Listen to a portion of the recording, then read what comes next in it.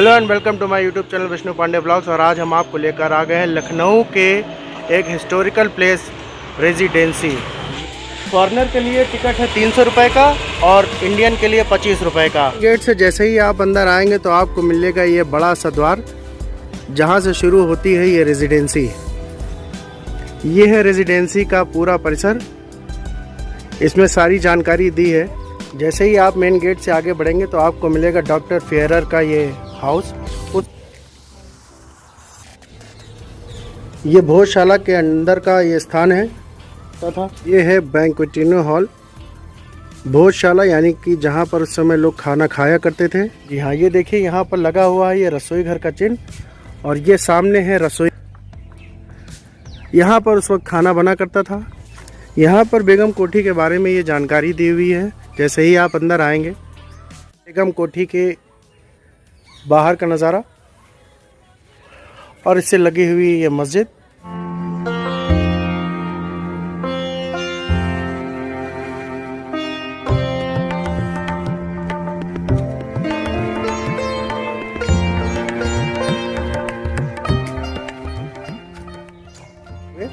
तो उस La Martiniere school का इतिहास भी इस रेजिडेंसी से जुड़ा हुआ है। ये रहा संग्रहालय। यहाँ टूरिस्ट भी आए हुए हैं बाहर से।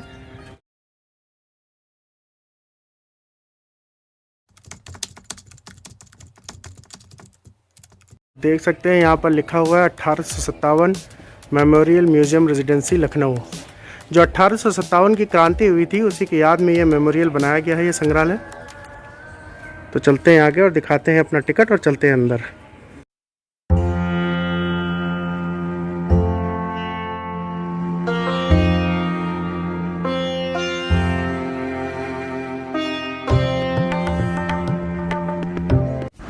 तो फिर हम आ गए म्यूजियम से बाहर और उसके बाद चलते हैं आगे।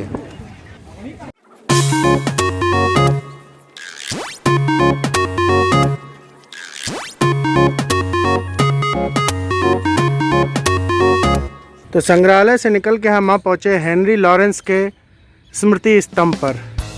जी हाँ, ये है हेनरी लॉरेंस का स्मृति स्तंभ।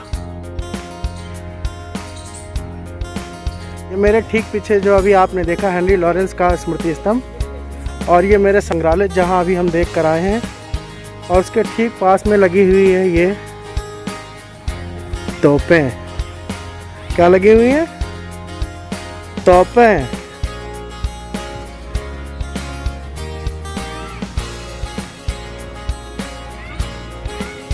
लगी हुई है ये बड़ी सी तोप।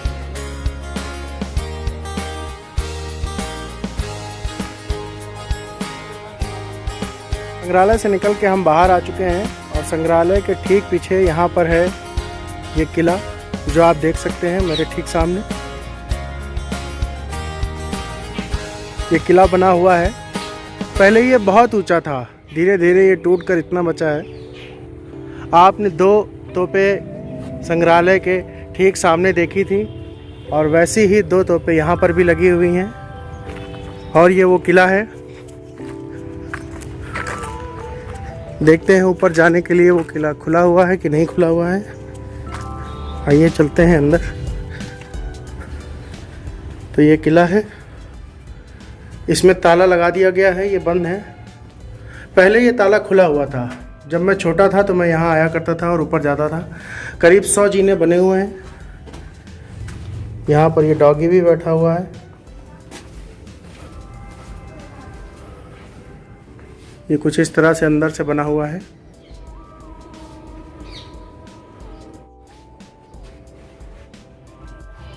तो अभी जो मेरे पीछे आप देख रहे हैं ये ही है रेजिडेंसी का मुख्य भवन, यानी कि मेन बिल्डिंग।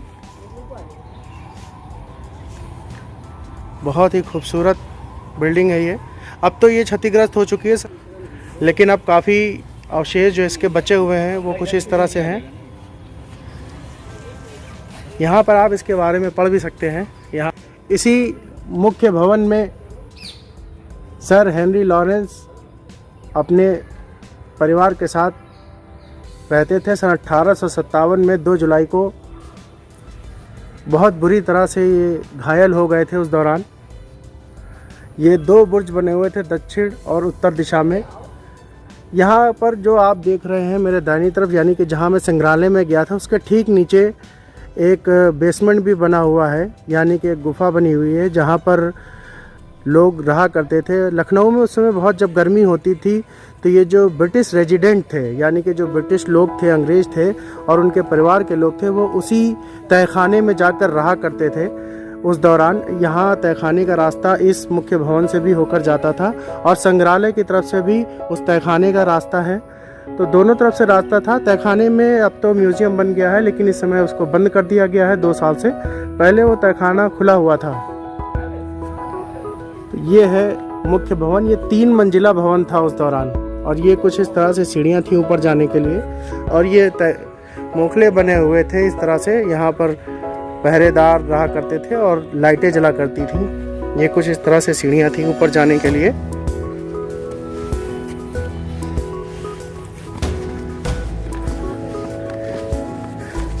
यहाँ से 1 मंजिल पे, फिर ऐसे ही आगे जाकर के दूसरी मंजिल, फिर ऐसे ही तीसरी मंजिल पे लोग जाया करते थे।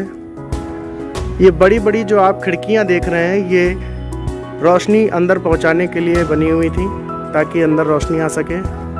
उस समय ये 3 मंजिला थी। यहाँ ऊपर चढ़ना मना है, तो आप ऊपर ना चढ़ें।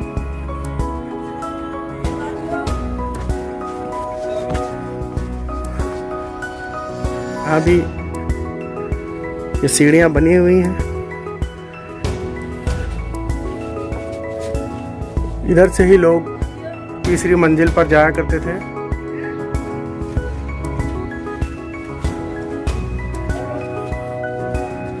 यही है मुख्य भवन इस रेजिडेंसी का। तो हम आ गए हैं मुख्य भवन से बाहर। ये कुछ इस तरह का है मुख्य भवन। ये बड़ी बड़ी खिड़कियां।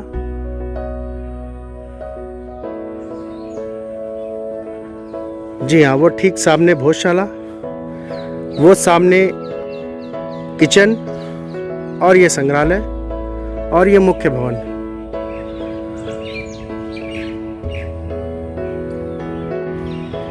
रेजिडेंसी का मुख्य भवन बाईं तरफ, संग्रहालय, और हम वहाँ पहुँचे हैं कब्रिस्तान की तरफ।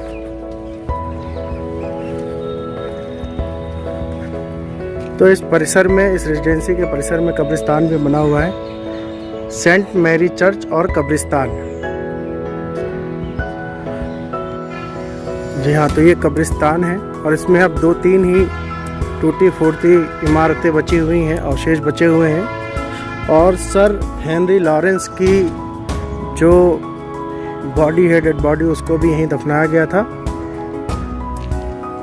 उनके फैमिली के जो और मेंबर थे उनको भी यहीं दफनाया गया। 1857 की क्रांति में जब लोग मारे जा रहे थे तो उनको बिना किसी जो परंपरा थी, रीति रिवाज थे लोगों को दफनाने के, उनका अंतिम संस्कार करने के, तो उसको बिना अपनाए जल्दी जल्दी में यहाँ पर कई लोगों को ऐसे दफना दिया गया।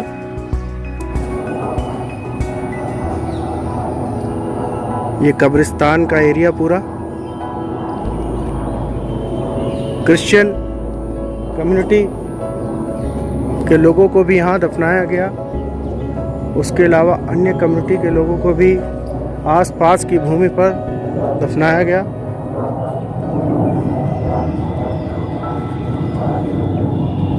तो ये यहाँ पर बना हुआ है ये कुआं।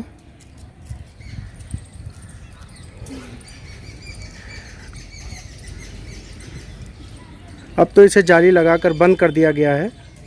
पानी की निकासी के लिए भी यहाँ पर व्यवस्था पूरी तरह से बनी हुई है, नालियाँ बनी हुई हैं।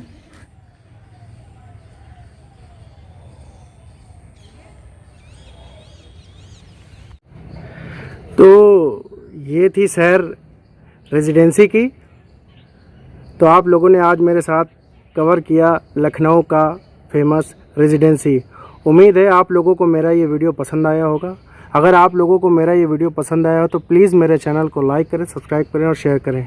मिलते हैं आपको अपने नेक्स्ट ब्लॉग में। तब तक के लिए हर हर महादेव।